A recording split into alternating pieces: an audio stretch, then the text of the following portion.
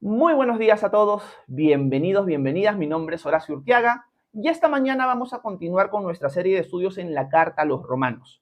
Hoy día vamos a continuar nuestro estudio del capítulo 3.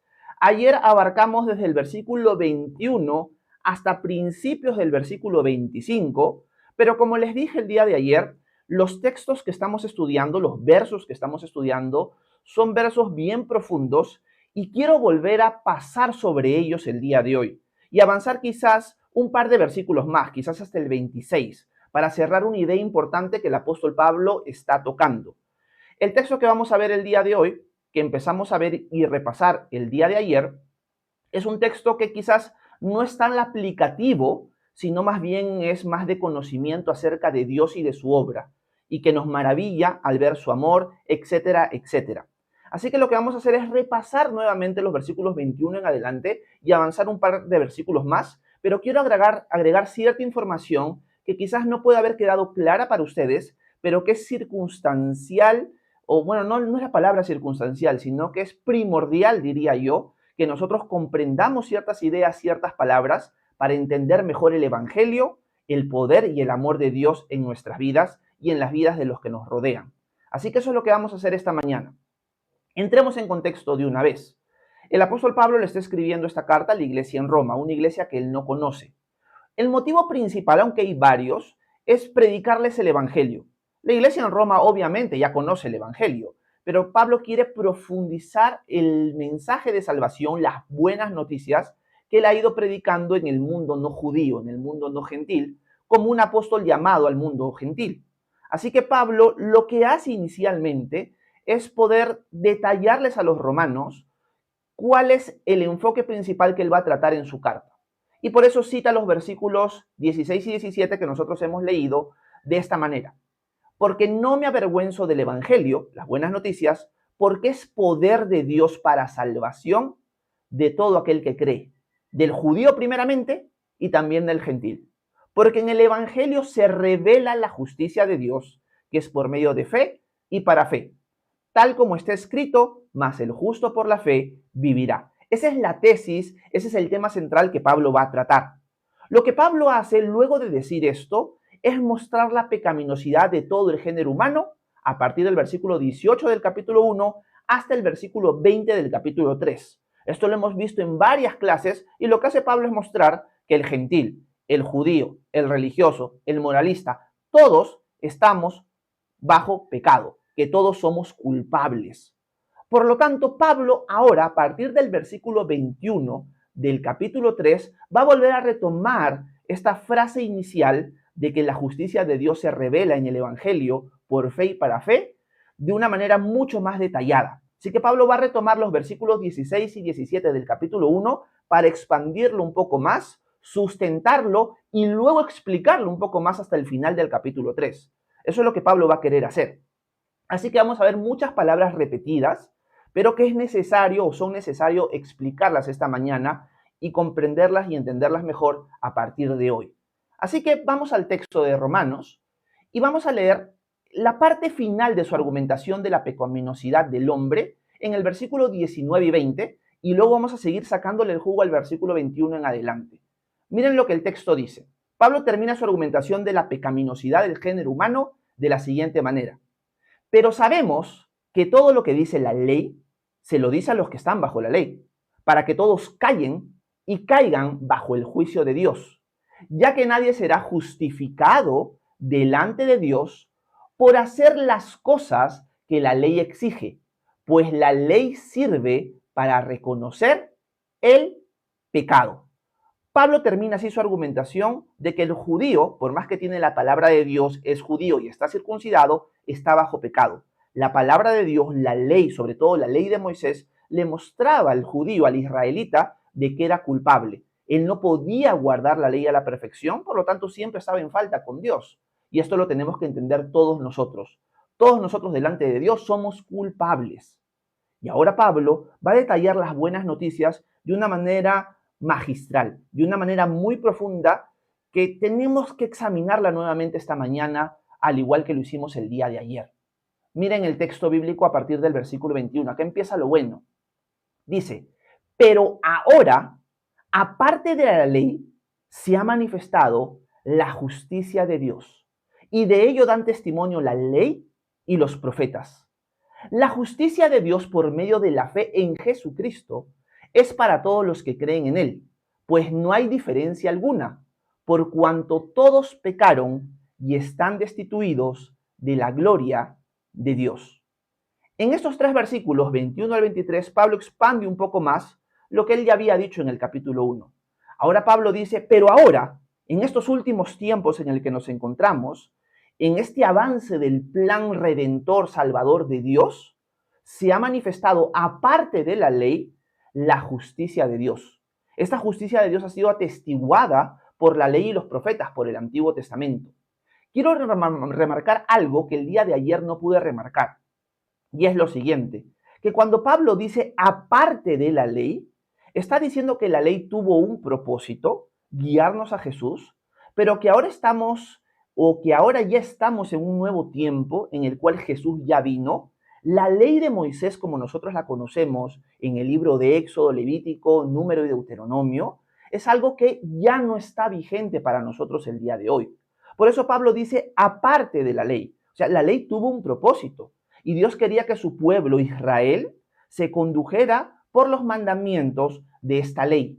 Pero ahora, aparte de la ley, ya pasamos esa etapa. Hemos dejado el antiguo pacto para entrar al nuevo pacto. Se ha manifestado, se ha revelado la justicia de Dios. Una justicia de Dios que está sustentada en el Antiguo Testamento, la ley y los profetas. Una de las cosas que no hice ayer es quizás detenernos un momento para explicar de una manera un poco más clara qué significa la justicia de Dios. Porque a veces lo cuento, lo explico rápido y quizás para muchos de ustedes se pierde. Y esta frase, la justicia de Dios, es importantísima que nosotros la entendamos. Para Pablo, la frase la justicia de Dios tiene dos connotaciones. La primera es de ser un atributo de Dios, o sea, la justicia que es de Dios. Dios es el ser más justo de toda la creación. No hay nadie más justo que Él. Por lo tanto, cuando Pablo dice la justicia de Dios, está hablando del atributo de justicia que Dios mismo tiene. Así que Dios es tan justo como nadie lo ha podido ser en el universo entero. O sea, no hay nadie como Dios en su justicia.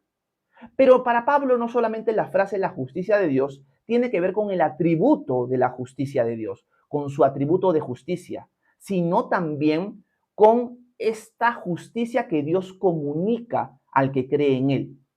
Voy a ponerlo de otra manera. Por un lado es el atributo de la justicia de Dios, Dios es justo, pero por otro lado lo que Pablo quiere comunicar es que esta justicia de Dios, su justicia, es atribuida a nuestra cuenta cuando nosotros creemos en Él.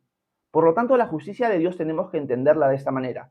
Es la justicia de nuestro Dios, pero también es aquella que se revela o se pone a nuestra cuenta cuando nosotros creemos en Él. Esa es la connotación doble que tiene esta frase para Pablo en la carta a los Romanos. Es el atributo de Dios, pero también es algo comunicable al ser humano cuando el ser humano se entrega por completo a Él, cuando cree en Él, cuando le proclama lealtad a Él. Ese es el sentido de la justicia de Dios, que es importante entenderlo desde el capítulo 1 hasta ahora y en adelante. Esa es la justicia de Dios que Pablo quiere expresar. Esta justicia de Dios está claramente expresada en el Antiguo Testamento, no es algo novedoso. En el Antiguo Testamento vamos a ver a un Dios justo, perfecto, por lo tanto, el atributo de justicia de Dios está expresado en todas las páginas del Antiguo Testamento, pero también esa justicia comunicable al ser humano también está plasmada en el Antiguo Testamento. Y Pablo en el capítulo 4 va a contar el ejemplo de Abraham. Y me adelanto un poquito para contarles el texto que Pablo cita con respecto a Abraham en el libro de Génesis. Porque el Antiguo Testamento también mostraba que esta justicia de Dios era comunicable al ser humano cuando depositaba su fe en Él. Y va a citar un texto en el libro de Génesis que dice lo siguiente, que Abraham le creyó a Dios y esa fe, le fue contada como justicia. Por lo tanto, el Antiguo Testamento, de arriba abajo, manifiesta, comprueba que Dios es justo, pero también que Él comunica su justicia a aquel que pone su fe en Él, al igual que Abraham. Eso es lo que Pablo quiere sustentar y lo que Pablo va a argumentar hasta el final del capítulo 4. Por lo tanto, recordemos y entendamos a qué se refiere Pablo con la justicia de Dios, a su atributo, pero también a aquello que Dios comunica, que da a aquel que cree en él. Por lo tanto, si tú has puesto tu fe en Jesús, quiero que entiendas lo siguiente. Tú ahora, delante de Dios, eres tan justo, tan justa como Dios mismo.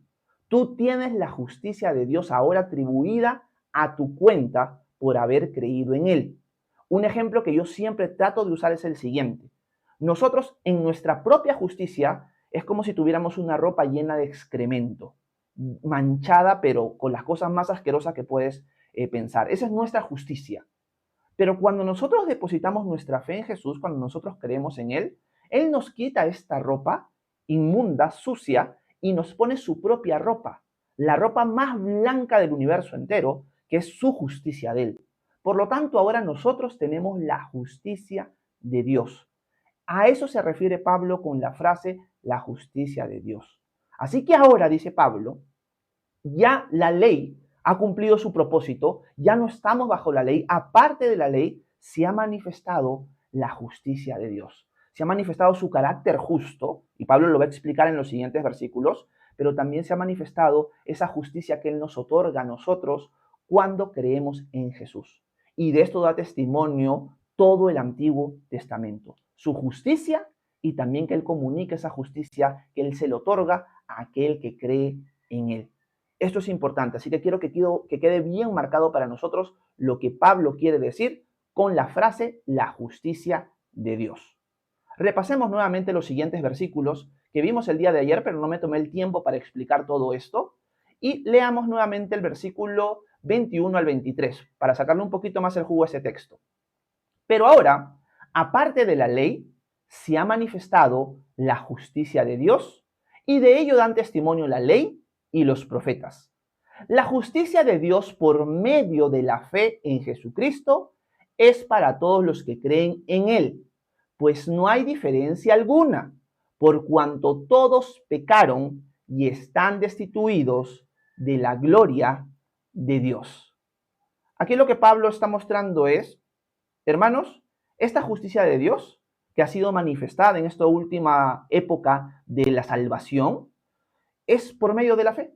Tú recibes esa justicia solamente cuando pones tu fe en Jesucristo. Si tú pones tu confianza en Él, tú eres declarado justo delante de Dios. Y esto es para todos, para judíos, para gentiles, porque ya hemos dejado claro, diría Pablo, que todos nosotros hemos pecado. Y ninguno puede alcanzar la gloria de Dios por su cuenta. Ninguno puede manifestar la gloria de Dios con sus acciones. Todos pecamos. Nadie puede alcanzar la gloria de Dios en la eternidad porque somos culpables. Ni nadie puede manifestar el carácter de Dios glorioso porque todos pecamos, todos quedamos cortos. Todos quedamos cortos de la gloria de Dios, diría en el original el apóstol Pablo, por cuanto todos hemos pecado, tú y yo, y todos hemos quedado cortos de la gloria de Dios. Les cuento esto, que es bien interesante. En la tradición judía se creía que cuando Dios creó a Adán y a Eva, si tú mirabas el rostro de Adán, podías ver la gloria de Dios. O sea, el ser humano tenía la gloria de Dios delante de él y en él. Era como algo que estaba mezclado, por así decirlo, en Adán y con Dios. O sea, Adán su rostro brillaba por la gloria de Dios. Pero cuando Adán y Eva pecan, pierden esa gloria. Por lo tanto, lo que Pablo estaría diciendo, según esa tradición judía, algo que Pablo tenía en su cabeza es, todos hemos quedado cortos de la gloria de Dios. Nadie tiene lo que Adán tuvo antes de pecar. Por lo tanto, todos hemos quedado cortos, todos estamos destituidos de esa gloria, todos hemos pecado, por lo tanto, todos necesitamos a Jesucristo.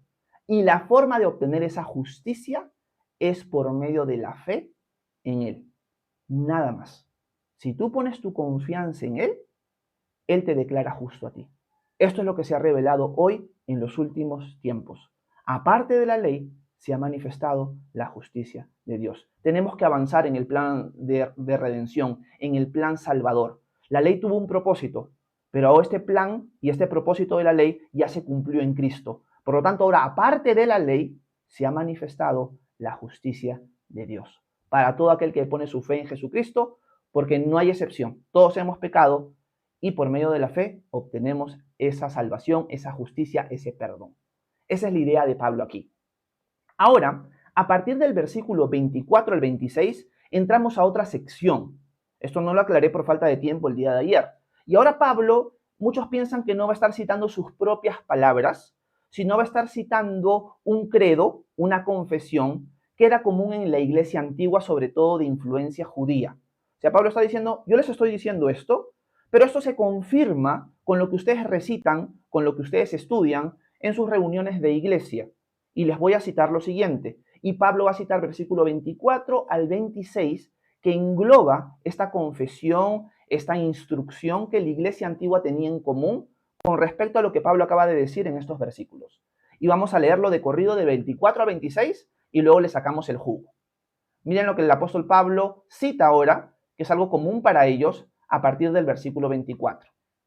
Dice, pero son justificados gratuitamente por su gracia mediante la redención que proveyó Cristo Jesús, a quien Dios puso como sacrificio de expiación por medio de la fe en su sangre. Esto lo hizo Dios para manifestar su justicia, pues en su paciencia ha pasado por alto los pecados pasados, para manifestar a su justicia o para manifestar su justicia en este tiempo, a fin de que Él sea el justo y al mismo tiempo el que justifica al que tiene fe en Jesús. Todo esto del 24 al 26 es una unidad que muchos creen que Pablo está citando de otra tradición, que era algo común para el mundo cristiano y sobre todo para la iglesia en Roma. Y Pablo está diciendo, miren lo que nos cuenta sus confesiones de ustedes, que el ser humano es justificado, es declarado justo por medio de la redención que obtuvo Cristo Jesús. Y hemos hablado el día de ayer que la palabra redención tiene que ver con rescate y tiene que ver con pago. La palabra redención se utilizaba mucho para liberar a un esclavo. Lo liberabas, lo comprabas, lo rescatabas. Así que esta palabra redención tiene esta connotación de pago por algo y también de rescate.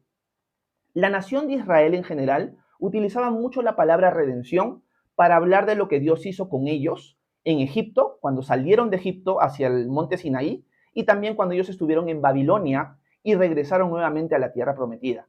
La palabra redención tenía que ver mucho con rescate y un rescate que venía de parte de Dios para volverlos a traer a su tierra. De la misma manera, Pablo está utilizando esta palabra con esa connotación.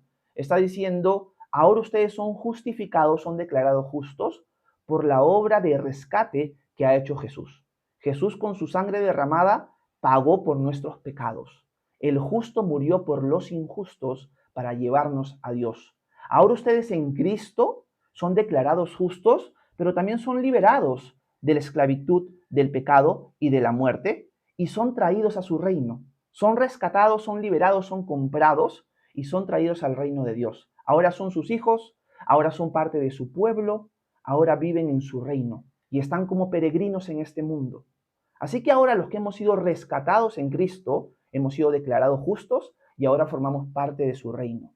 Así que Pablo está diciendo, ahora ustedes son justificados por la redención, el rescate, la compra que hizo Cristo Jesús por ustedes. Pablo va a decir, Él es la propiciación, Él es el sacrificio expiatorio para aquellos que ponen fe en su muerte. Ok, ustedes han escuchado que Jesús murió por ustedes, ustedes los que creen en Él ha sido su sacrificio de expiación, su obra propiciatoria. Hablamos el día de ayer de que esto trae mucho a la mente el propiciatorio, la tapa del arca del pacto que cubría el maná, la vara de Aarón y la tabla de los 10 mandamientos, hablándonos de que Jesús satisface la ira de Dios al ponerse delante de nosotros. Por lo tanto, Pablo está citando un texto que era común para la iglesia de Roma y les recuerda, noten lo que ustedes repiten y estudien, no es algo contrario a lo que yo les estoy enseñando. Ustedes son declarados justos cuando ponen su fe en Jesús, quien ha sido quien los ha rescatado, los ha liberado, los ha comprado y quien se ha puesto delante de ustedes para recibir la ira que ustedes merecen. Cuando ustedes ponen su confianza en Él por su derramamiento de sangre en su lugar, ustedes son ahora declarados justos, rescatados, perdonados, comprados, etcétera, etcétera. Eso es lo que Pablo quiere mostrar citándoles un texto que era común para ellos. Así que vamos a volver a leerlo porque hay unas frases bien interesantes que son difíciles de entender. Quiero leer el versículo 24 al 26 nuevamente y subrayar algunas cositas. Pero son justificados gratuitamente por su gracia, mediante la redención que proveyó Cristo Jesús, a quien Dios puso como sacrificio de expiación por medio de la fe en su sangre. Esto lo hizo Dios para manifestar su justicia, pues en su paciencia ha pasado por alto los pecados pasados. Acá hay algo interesante, algo que para algunos es difícil de entender. Un ratito, Horacio. ¿Por qué dice que Dios en su paciencia ha pasado por alto los pecados pasados? ¿Qué quiere decir Pablo con esto? Porque Pablo está diciendo, porque esto que estoy contando acerca de Jesús está manifestando su justicia, que Él es un Dios justo, pero también esta justicia de Dios, este sacrificio, esta redención, este sacrificio expiatorio, también muestra su justicia en que Él pasó por alto los pecados pasados. ¿Qué significa esto? Lo que Pablo quiere decir es lo siguiente. Dios tuvo paciencia en el mundo antiguo. Antes de la venida de Jesús, el ser humano pecaba, pero el ser humano no fue condenado, no fue castigado de acuerdo a sus pecados. ¿Por qué? Porque Dios pasó por alto, y la idea de pasó por alto no es que dice, bueno, no importa. La idea es que pospuso, sería la palabra, pospuso el castigo de los pecados hasta la venida de Jesús. O sea, Abraham, Adán, Moisés, etcétera, etcétera, fueron hombres que amaron a Dios, pero nadie había pagado por sus pecados aún. Eran pecadores, por lo tanto culpables. Ahora, ¿Dios sería justo en darles vida eterna sin haber recibido ellos el castigo por sus pecados? La respuesta es no. Dios sería injusto. Tú pecaste, pero igual como tú me agradaste a mí, como me caías muy bien, te voy a permitir entrar a mi presencia. Dios sería injusto si hace eso, porque no está castigando su pecado, y un Dios justo castiga el pecado. Lo que Pablo está diciendo es que con la venida de Jesús, con su sacrificio, con su rescate por nosotros, se terminó por fin esta paciencia, este posponer el castigo por los pecados pasados. O sea, es como que Dios está diciendo, Abraham, etcétera, etcétera, tienen que pagar por sus pecados. Yo voy a pagar por ellos, pero voy a tener paciencia, voy a posponer mi castigo sobre sus pecados, porque en el tiempo oportuno va a venir mi hijo a recibir el castigo que ellos merecían, o que ellos merecen, que Horacio merece y que nosotros merecemos. Por lo tanto, ese es el sentido de Pablo. Dios ha manifestado su justicia en que por fin Dios ha derramado su ira sobre los pecados o sobre la culpa de los pecados de los antepasados. ¿En quién? En la persona de Jesús. Nadie puede decir Dios es injusto por haber perdonado a Abraham, a Isaac, a Jacob. No. ¿Por qué? Porque Dios manifestó que Él es justo. Porque sí, estos hombres tenían que pagar por sus pecados. Jesús viene y dice, yo los voy a pagar por ellos. Por los pecados de los antepasados, por los pecados de los presentes y por el pecado de los futuros. Por lo tanto, aunque Dios pasó por alto los pecados pasados, ha manifestado por fin su justicia, ha sido justo al castigar en Jesús los pecados de todos los antepasados que creyeron en Él. Esa es la idea con ese texto. Y Pablo termina diciendo algo hermoso en el versículo 26. Dice lo siguiente, o vamos a volver a leer desde el versículo 25. A quien Dios puso como sacrificio de expiación por medio de la fe en su sangre. Esto lo hizo Dios para manifestar su justicia, pues en su paciencia ha pasado por alto los pecados pasados, para manifestar su justicia en este tiempo, a fin de que Él sea el justo y al mismo tiempo el que justifica al que tiene fe en Jesús. Como siempre el tiempo vuela, pero quiero terminar con este versículo 26 que es hermoso. O sea, lo que Pablo está diciendo es lo siguiente. La obra de Dios en estos últimos tiempos, diría Pablo, aparte de la ley, ya pasó ese tiempo. Ahora que se ha manifestado la justicia de Dios, su acto justo y que Él declara justo a todos, por medio de la fe en Jesús, quien ha sido nuestro sacrificio que se ha puesto delante de nosotros, quien nos ha comprado, quien nos ha rescatado, quien nos ha liberado, por medio de la fe en Él, quien nos declara justos. ha manifestado de una manera tan hermosa su justicia, en que por un lado, Él sigue siendo justo. ¿Por qué? Porque Él no te está perdonando porque sí. Él está recibiendo la ira que tú y yo merecemos. Por lo tanto, sigue siendo justo, pero al mismo tiempo misericordioso, porque sí nos perdona los pecados. ¿De qué manera? En que ahora Él los recibe en nuestro lugar, pero su justicia perfecta nos la atribuye a nuestra cuenta. En la cruz se manifiesta perfectamente la misericordia de Dios por un lado y su justicia. Si Dios nos perdonara porque sí, porque bueno, los veo arrepentidos, los voy a perdonar, dejaría de ser justo. Y si Dios nos castigara por nuestros pecados, eso es justicia, pero no se muestra su misericordia. Pero en la cruz encontramos justicia y misericordia unidas en un solo evento, la muerte de nuestro Señor por nosotros. Porque en ese evento la justicia de Dios se cumple. Él castiga el pecado, pero al mismo tiempo declara justos a los que creen en Él.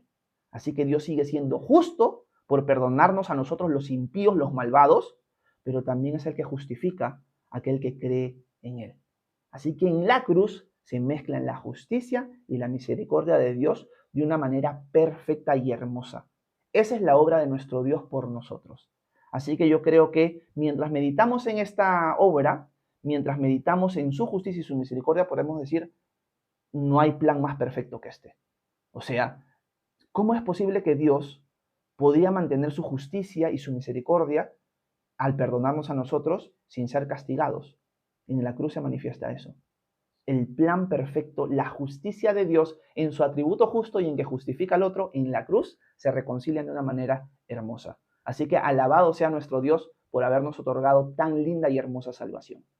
Así que eso es lo que Pablo quiere expresarle a los cristianos en Roma. Y una de las cosas que tengo que agregar es que en la próxima clase, que la vamos a ver recién el día martes, vamos a ver una explicación más amplia también de lo que Pablo está confirmando aquí. Y esto lo vamos a ver de los versículos 27 al 31, si no me equivoco. Y esto ya lo dejaremos para el día martes. Así que espero que este pequeño devocional haya sido esclarecedor para ustedes, que les haya ayudado a entender distintos conceptos, pero sobre todo mirar a Cristo, mirar su sacrificio hermoso y decir, gracias Señor, por tan bella salvación. Así que bueno, gracias por haberme acompañado esta mañana. Ya saben que si tienen dudas, preguntas, comentarios, por favor, háganmelo saber, que con gusto voy a intentar responder sus preguntas a continuación. Muchas gracias por su atención. Que Dios los bendiga a cada uno de ustedes. Bueno, déjenme apagar la grabación de la cámara y luego voy a tomar un tiempo para responder sus inquietudes, sus dudas y también saludarlos un poquito. ¿Ok? Déjenme acomodar un ratito esto. Ok, perfecto. Y déjenme acomodarme en el medio de la pantalla. Ok, creo que estoy bien. ¿Sí? Ok. Buenos días a todos. Gracias por acompañarme. Ahora vamos a pasar un tiempo de preguntas y respuestas. Ya saben que si tienen dudas sobre Dios, el cristianismo y la Biblia, déjenme en los comentarios y que una de las formas en la cual me pueden apoyar es dándole tap tap a la pantalla varias veces, porque así permiten que el algoritmo de TikTok alcance a personas que quizás tienen preguntas bíblicas y yo las pueda servir de esa manera. Aunque últimamente no me da el chance para responder todas las preguntas en el espacio de tiempo que tenemos live. Así que déjenme ver sus comentarios y déjenme ver si puedo encontrar hasta dónde me quedé. Ok, no había saludado a Tulipán, así que le mando un abrazo. ¿Cómo estás, Tulipán, hermana? Dios te bendiga hasta Arequipa. Buenos días. Marianela, ¿cómo estás? Buenos días también hasta Lima. Reina, igualmente, hasta Lima. Evani, hasta Pisco. Buenos días, bienvenidas. Meme dice bendiciones, siervo. Un abrazo, Meme. Gracias por estar con nosotros. Yubitips dice, Pablo habla de la ley ceremonial. David dice que la ley es eterna. Gracias, Yubitips. Me he dado cuenta algo. Gracias por tu pregunta y por tu comentario.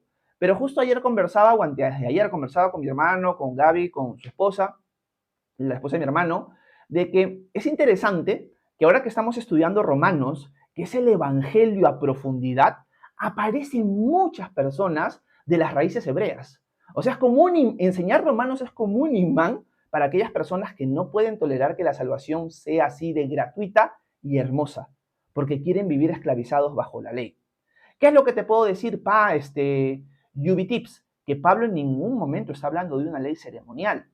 Ya les he dejado de tarea a aquellos que tienen esta idea equivocada que busquen en el texto bíblico si Dios en algún momento ha separado la ley ceremonial de la ley civil y de la ley moral en lo que conocemos como la ley de Moisés tradicionalmente. Es la ley de Dios dada a Moisés para con la nación de Israel. En este antiguo pacto, ¿hay una división de ceremonial, civil y moral? La respuesta es no. Por eso no se llaman las leyes, se llama la ley. Así que Pablo en ningún momento está hablando de la ley ceremonial. Tenemos que engañarnos o tenemos que dejarnos engañar por personas que nos dicen eso. No hay nada así en el texto bíblico.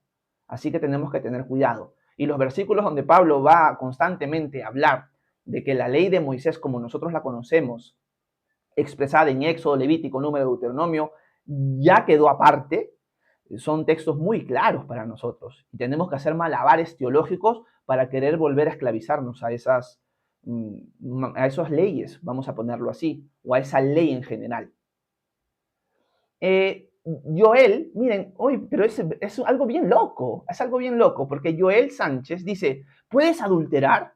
¿Puedes tomar el nombre de Dios en vano? ¿Por qué hace estas preguntas Joel? Porque en la mente de aquel que ha sido confundido y que piensa que todavía se tiene que seguir guardando la ley de Moisés, le han enseñado esta idea.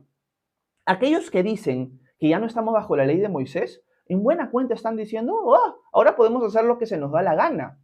Y acá hay una falsa acusación hacia nosotros, los que enseñamos el texto bíblico.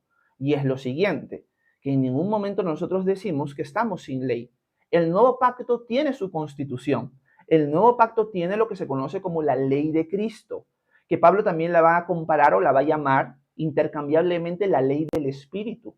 No es que estamos sin mandamientos, pero los mandamientos que nosotros encontramos expresados en la ley de Moisés tenían una función, regular la vida de los israelitas en el tiempo de Moisés y hasta el tiempo de Jesús. Ellos estaban bajo ese pacto y la regulación de cómo deberían vivir en ese pacto estaba expresada en esos mandamientos. Nosotros ahora estamos en un nuevo pacto con un cambio de sacerdocio y por lo tanto con un cambio de ley, diría el autor de Hebreos.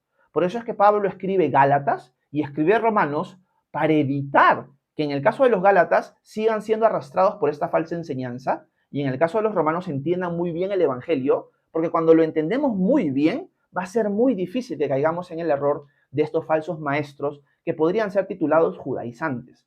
Cuando nosotros vemos la ley de Cristo en el nuevo pacto, vamos a ver que adulterar está mal y que tomar el nombre de Dios está mal.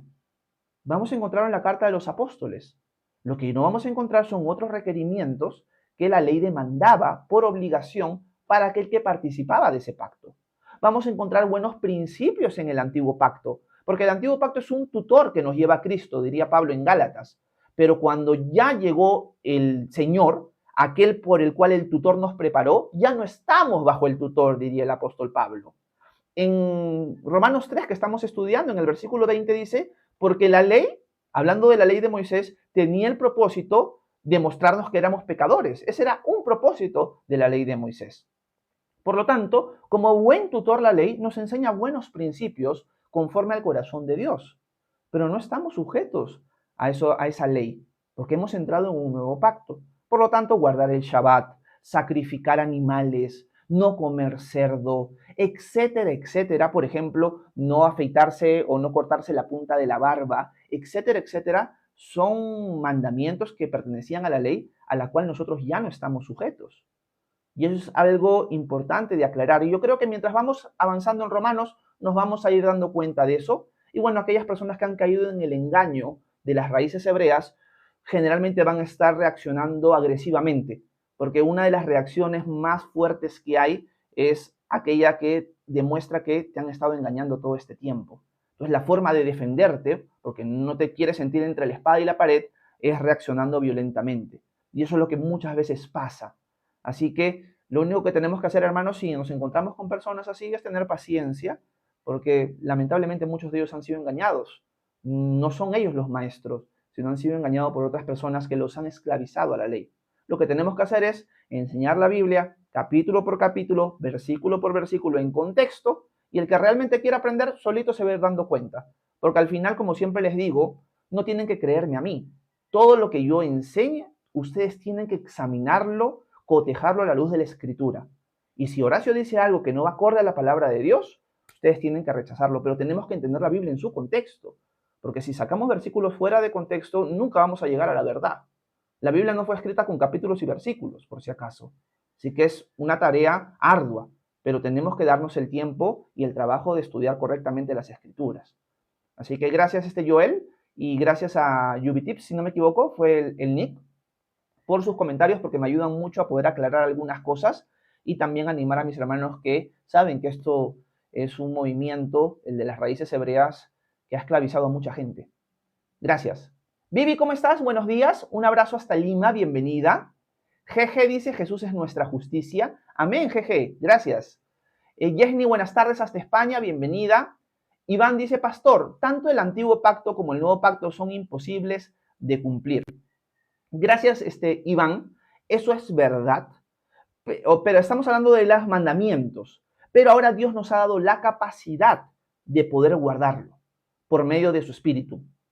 El antiguo pacto, a diferencia del nuevo, no te volvía justo. Tú podías guardar el antiguo pacto y ese guardar el antiguo pacto no te volvía justo. Los que pensaban eso caían en legalismo, como los fariseos. El nuevo pacto, sus mandamientos son para que nosotros vivamos en él, en el poder del Espíritu. Por lo tanto, mientras estemos en este cuerpo físico, en este cuerpo débil, todavía no vamos a poder cumplir los mandamientos del Señor a la perfección. Pero ya hemos sido declarados justos por la fe en Jesús. Y ahora por amor, en el poder del Espíritu, buscamos obedecerlo. Algo importante que quizás no pude decir en el tiempo devocional es que cuando Dios establece el antiguo pacto en el libro de Éxodo, cuando Dios da su ley, Él no espera, ni la nación de Israel lo entiende así, de que es que tienes que guardar cada punto de la ley a la perfección para estar en correcto pacto con Dios. No, cuando Dios da su constitución en este pacto, la nación de Israel ya ha sido rescatada, ya ha sido redimida, ya ha cruzado el Mar Rojo, ya ha sido alimentada por el Señor y ya ha entrado en pacto con Él. Pero cuando tú ya estás en un pacto con Dios, tú quieres agradarlo. Entonces Dios te da su constitución para que tú puedas vivir agradando al Señor. Pero tu salvación, tu justicia, siempre es por medio de la fe. Es por esa fidelidad al Dios con el cual has establecido o has entrado en pacto. Por lo tanto, nadie va a poder ni siquiera guardar la ley de Moisés a la perfección, ni tampoco la ley de Cristo. Pero ahora en Cristo, por su sacrificio expiatorio, por su obra redentora, nosotros somos declarados justos por medio de la fe. No sé si eso se llega a entender bien. Si no, me vuelves a repreguntar, Iván. Gracias por tu comentario. Junior Terzi dice, solo creo y soy salvo. ¿Y las obras? Gracias, buena pregunta. Las obras son el producto de nuestra salvación, no al revés. O sea, un cristiano, un discípulo, alguien salvo, obra conforme al corazón de Dios, busca obrar conforme al corazón de Dios. El apóstol Pablo en la carta a los Efesios lo va a dejar así expresado, Junior. Porque por gracia somos salvos por medio de la fe. Y esto no es de nosotros, sino que es un regalo de Dios. La salvación es un regalo de Dios, no por obras para que nadie se gloríe, dice el apóstol Pablo. Y mira lo que Pablo dice después, porque somos hechura suya, creados en Cristo Jesús para buenas obras, la cual Dios o las cuales Dios preparó de antemano para que anduviéramos en ellas. O sea, ahora que ya estamos en Cristo, ahora que somos sus hijos, ahora que somos salvos, vamos a andar en las obras que el Señor ha preparado de antemano para que andemos en ellas. Así que las obras son el resultado de la salvación, no es al revés. Porque por nuestras propias obras nadie va a poder ser declarado justo, porque nuestras obras nunca dan la talla. Muchas veces tenemos más malas obras, por así decirlo, más pecados que buenas obras.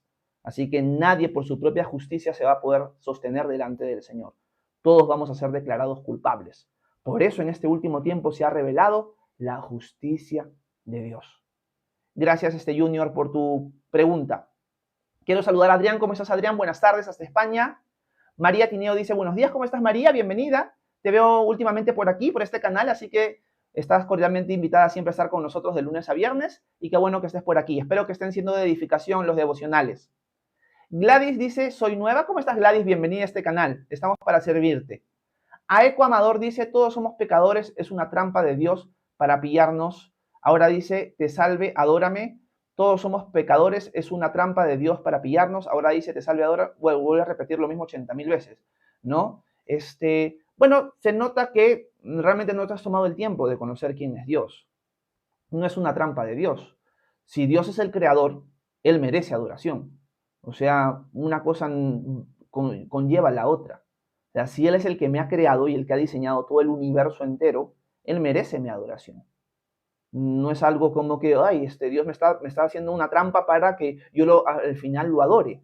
No, si yo soy una criatura finita y Él es mi creador, el resultado natural de eso es mi adoración. Y ya está. No hay nada que Dios me esté pillando. Y ahora yo me doy cuenta en mi propia vida que aunque sé que hay un creador, que aunque sé que Él ha puesto en mí una ley que me muestra qué es lo bueno y lo malo, yo constantemente voy hacia lo malo. Por lo tanto, en ese sentido de justicia que tenemos todos nosotros, me doy cuenta que soy culpable. Quizás, Aiko, tú piensas que eres inocente de todos. Yo sí me doy cuenta que soy culpable, que soy tremendo pecador. Por lo tanto, si Dios existe y es real y es justo, obviamente yo tengo que pagar por haber roto su ley. Una ley que me doy cuenta que está en mí, pero que la rompo constantemente porque quiero romperla. Por lo tanto, me entero de su amor y de lo que Él ha hecho por mí para no recibir el castigo, sino que Él lo recibe en mi lugar. Por lo tanto, a este Dios que me creó y aparte me salvó, le voy a rendir adoración toda mi vida, toda la existencia que el Señor me permita tener, lo voy a adorar, porque yo voluntariamente quiero hacerlo. Si tú no quieres hacerlo, está bien, es tu problema. Yo no, yo sí lo voy a adorar. Gracias por tu comentario, Saeko, pero de todas maneras voy a silenciarte porque has repetido 80.000 veces lo mismo y no es adecuado hacer eso. Nancy, ¿cómo estás? Un abrazo hasta Lima, hasta México, perdón. Bienvenida, Nancy, un abrazo para Daisy y para Danielita. Gracias por estar con nosotros hoy. Quiero saludar a Erika. ¿Cómo estás, Erika? Buenos días. Déjenme ver. Se me fueron los comentarios un ratito. Vamos a ver por aquí. Uy, no, otra vez me está fallando el tema de los comentarios y se me bajan. ¿Ok? Déjenme ver. Voy a tener que hacerlo así. Ok, por acá tengo que buscar a Erika, que había saludado. Ok. Lo encontré, creo. A ver. Es que Aeko comentó. Ok, Erika saluda por aquí. Le mando un abrazo a Erika hasta Lima. A Henry Fisher también le mando un abrazo hasta Lima. Buenos días. Gladys dice, gloria a mi Señor. JF dice, hola pastor. ¿Usted sabe si el comentarista bíblico David Guzik será calvinista reformado? No, JF. David Guzik no es calvinista. Está en contra de la teología del pacto. Y en su canal de YouTube, aunque esté en inglés, él tiene una clase bien interesante en la cual él argumenta que la teología del pacto no es bíblica. Así que no, él no es calvinista reformado, JF. Gracias por tu pregunta. Ana María dice, el Señor es fiel y bueno, siempre bueno, divino Salvador. Amén. Sandra dice, me perdí la enseñanza. Bueno, Sandrita, te cuento que estoy subiendo las enseñanzas ya directamente a YouTube, siempre como al mediodía. O sea, de acá será 2 horas aproximadamente, estaré subiendo la clase a YouTube. Así que en mi canal principal de YouTube puedes encontrar las clases anteriores de Romanos y la de hoy también, pero de acá a 2 horas aproximadamente. Henry dice, ayer me dijeron que aún está prohibido comer sangre en el nuevo pacto y me citaron Hechos 15:20. Gracias, Henry. El problema con ese pasaje es que ese pasaje no da un mandamiento como palabra de Dios para todos los cristianos, sino que está buscando resolver un conflicto que Pablo busca resolver visitando Jerusalén en este primer concilio, que se conoce como el Concilio de Jerusalén. Lo que el pastor principal de Jerusalén, Santiago, dice es que por concesión, para no ser de ofensa a los hermanos judíos, no se coma sangre, pero no como un mandamiento divino, no como parte de la ley de Cristo, sino como una concesión porque estaban habiendo broncas entre los cristianos judíos y los cristianos gentiles. ¿Por qué? Porque el cristiano judío había crecido aborreciendo comer sangre, comer cerdo, etcétera, etcétera. Y ahora se juntan en un mismo lugar con hermanos en la fe que comen cerdo, que comen sangre y que hacen otras prácticas que bajo la ley de Moisés eran prohibidas. Así que esto causó un conflicto muy grande en la iglesia primitiva, sobre todo al comienzo.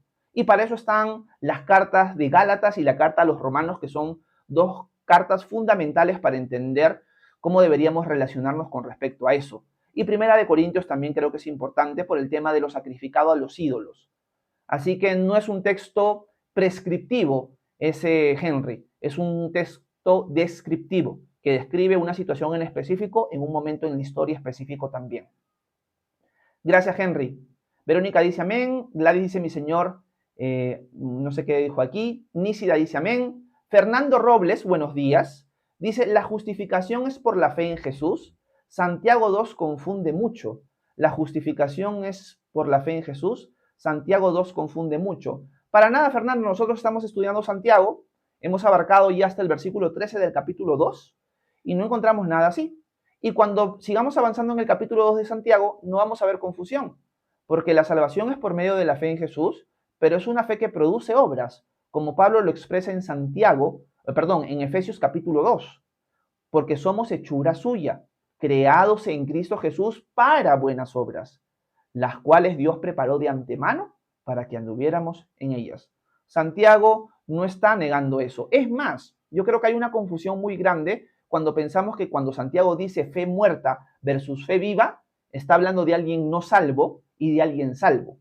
No, Santiago está exhortando a los hermanos que ya son salvos, que son cristianos, a no tener una fe muerta, una fe que no pone en práctica lo que aprende, a ser solamente un oidor y no un hacedor. No está hablando de gente inconversa y gente conversa, sino de inmaduros y tibios y de maduros en la fe. Y eso es importante entenderlo. Pero eso lo vamos a estudiar creo que el domingo ya. Y déjenme ver.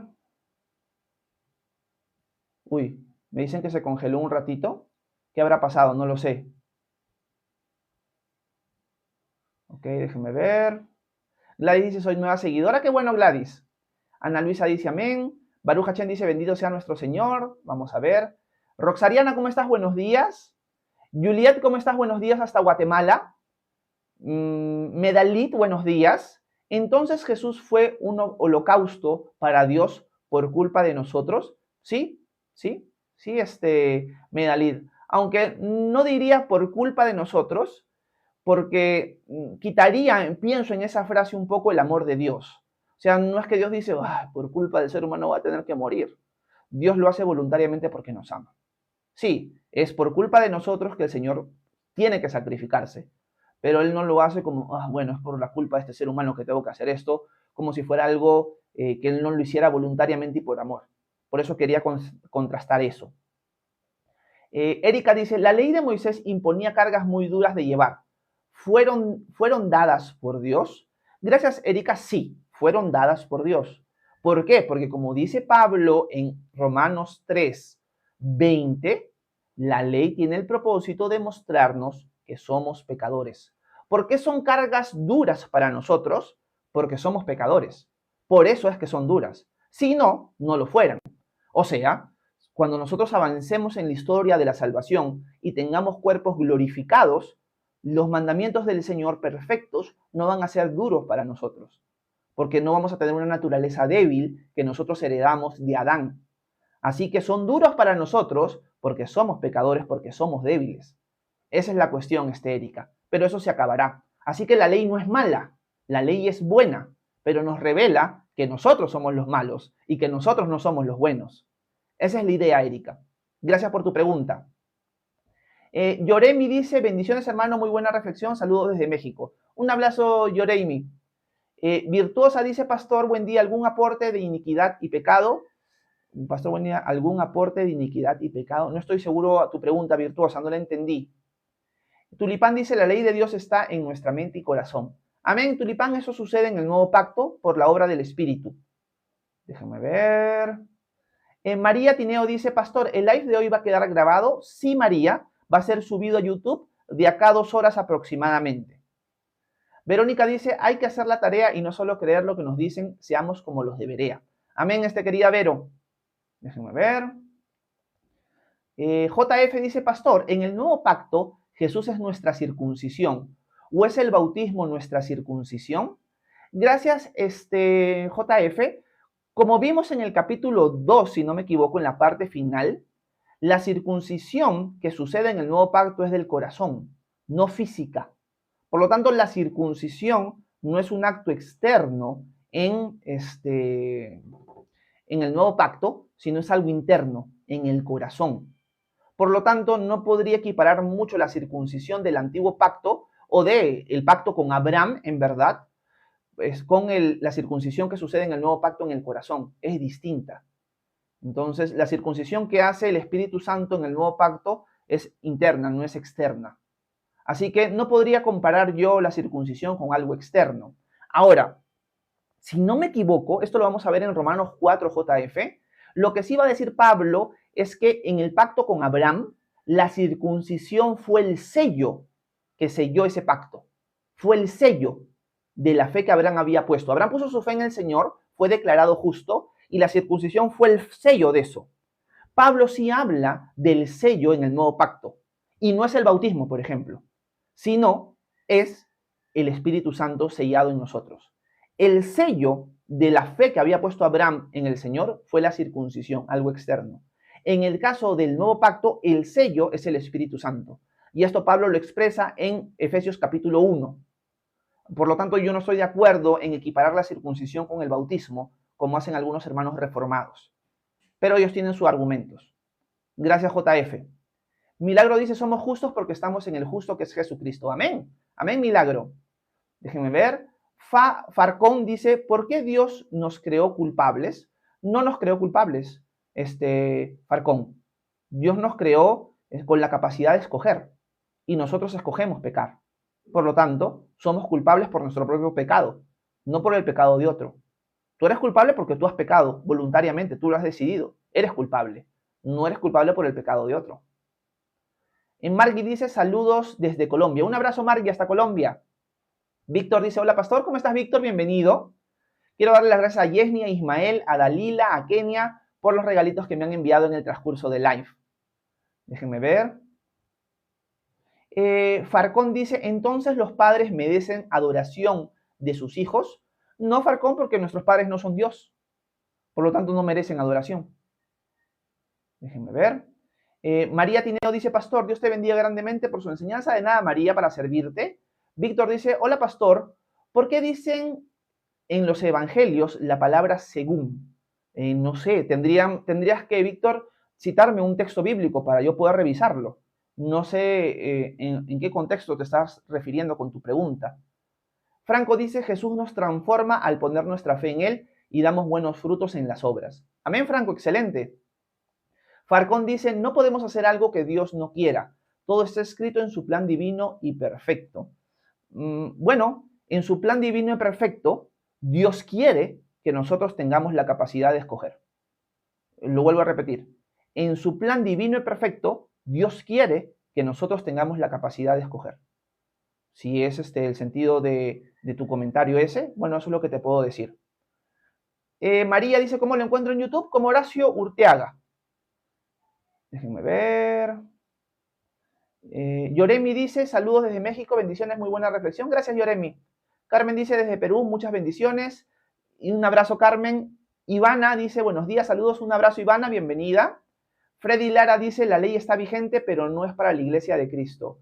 Bueno, Freddy, claramente Pablo está hablando de judíos y gentiles, y Pablo está dejando claro, desde ahorita ya, y lo va a seguir dejando más claro en el transcurso de los capítulos, que la ley de Moisés, o sea, la ley de Dios por medio de Moisés a la nación de Israel, ya no está vigente, ni para los judíos, ni para nosotros.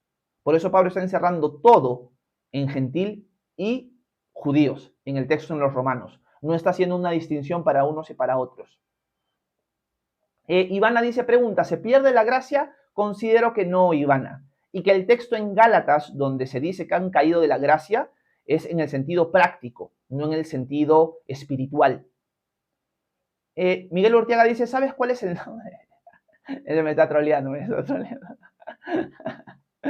Lisbeth Maquito dice, nada de lo que entra en el hombre lo contamina. Creo que en Mateo. Sí, Lisbeth, eso muestra, y en Marcos, sobre todo en Marcos 7, muestra, y Marcos agrega en el texto, con esto Jesús estaba haciendo limpias todas las cosas. Vuelvo a repetirlo, con esto Jesús estaba haciendo limpias todas las cosas. Así que en Marcos capítulo 7 es un capítulo importante para entender el cambio que Jesús ha hecho en el nuevo pacto con respecto a lo que comemos. Steven Astacle, si no me equivoco, o Astacie, dice, ¿cuál es el gondo de este live, amigo? No sé qué significa gondo. Sonia Somoza dice, buen día, Matthew Henry es un libro de comentarios bíblicos. ¿Lo recomiendas? Lo compré para estudio. He conocido muchas personas, Sonia, que me recomiendan Matthew Henry. Ahora, siempre tienes que leer cualquier comentario, siempre con la intención de examinarlo todo y retener lo bueno, porque no hay comentarista perfecto. Y cada comentarista tiene distintas perspectivas sobre distintas cosas. Así que siempre con un ojo crítico, volviendo al texto bíblico en todo momento. Pero sí he escuchado muy buenas referencias de Matthew Henry en general. Así que no es un falso maestro. De eso estoy 100% seguro. Pero siempre tienes que revisar todo con discernimiento. Fernando 25 dice, ¿y cuál es el antiguo pacto y cuál es el nuevo? El antiguo pacto sucedió en el libro de Éxodo, en Éxodo capítulo 19, capaz desde el 18, si no me equivoco, y lo hemos estudiado meses atrás, y el nuevo pacto empieza con la muerte y resurrección de Jesús. Por eso cuando celebramos la cena del Señor, celebramos la copa, y la copa simboliza y nos recuerda el nuevo pacto en su sangre. Así que el nuevo pacto empieza con la sangre derramada de Jesús. Y el antiguo pacto también comienza con sangre derramada, si nosotros leemos Éxodo 19. Así que son los dos momentos de inicio del antiguo pacto y del nuevo pacto. También tenemos el pacto con Abraham, el pacto con Noé, y también algunos piensan que hay un pacto con Adán también. Gracias, Fernando. Rosa, ¿cómo estás? Un abrazo hasta Filadelfia. Gracias por estar con nosotros. Nancy dice, hola, buen día, saludos, pregunta, ¿por qué hay pastores que se apropian de la iglesia diciendo mi iglesia? Gracias, Nancy. Yo creo que a veces es involuntario esto y a veces sí es con un sentido de propiedad. A veces yo puedo decir mi iglesia no porque esté pensando de que me pertenece a mí. La única persona dueña de la iglesia es nuestro Señor Jesucristo. Él es la cabeza de la iglesia, Él es el dueño. Yo soy alguien que Dios me ha llamado a enseñar, pero en cualquier momento me podría decir Horacio ya no y levantar a otra persona o mandarme a otro sitio a mí. Yo no soy indispensable en la iglesia. Él es indispensable en la iglesia, Él es la cabeza. Y a veces yo puedo decir la iglesia que pastoreo, trato de yo decirlo de esta manera, pero a veces puedo decir mi iglesia en un sentido de que yo pertenezco a esa iglesia o en el sentido que yo le estoy pastoreando, pero no en el sentido de propiedad que me pertenece a mí. Yo me he dado cuenta en mi propia vida que a veces he dicho eso, pero nunca lo digo con el sentido de propiedad. Me pertenece, es mía, ¿no? Pero sí puede haber personas que lo dicen en ese sentido. Habría que discernir cuándo alguien lo dice de una manera y cuándo de otra. Así que yo creo que es claro en el texto bíblico que el único dueño de la iglesia es Jesús.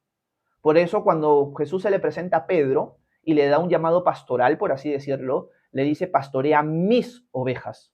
No pastorea tus ovejas, sino pastorea mis ovejas, alimenta mis corderos. Esto está en Juan capítulo 21. Gracias, Nancy. Ezelina, si no me equivoco es así la pronunciación, pero me puedo equivocar, perdóname por eso. Dice, buenos días. ¿A qué se refería Pablo en agradar a la ley de sus miembros? Bueno, eso lo vamos a ver más adelante. Ezelina, te animo a quedarte por aquí en Romanos, porque ahí lo vamos a ver. Lo vamos a ver cuando entremos al capítulo 7 u 8, uno de los dos, que no estoy seguro. Pedro dice, Pastor Horacio, ¿la iglesia es la novia? Sí, Pedro. Nosotros lo vemos eso en el libro Apocalipsis, por ejemplo, en Efesios también.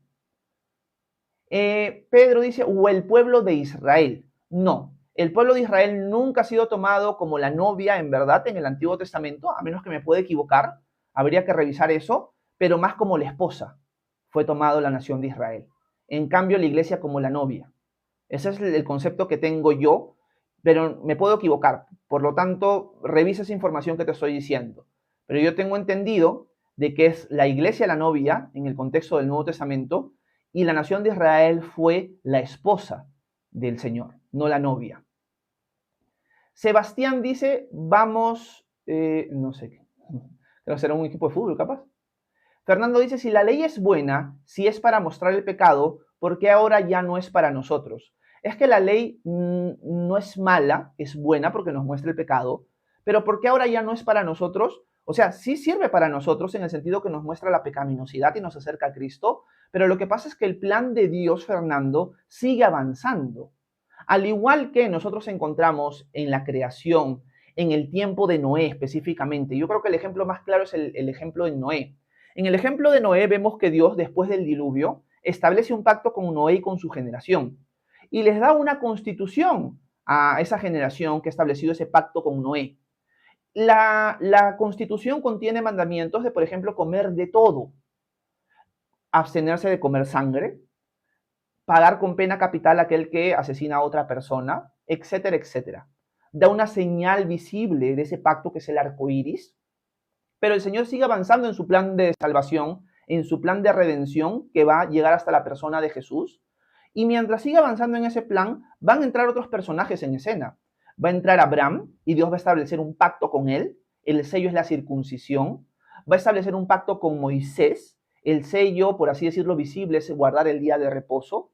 Y va a establecer también un pacto con David más adelante, en 2 de Samuel 7. Y más adelante va a establecer el nuevo pacto, prometido ya desde la ley, prometido desde el Antiguo Testamento.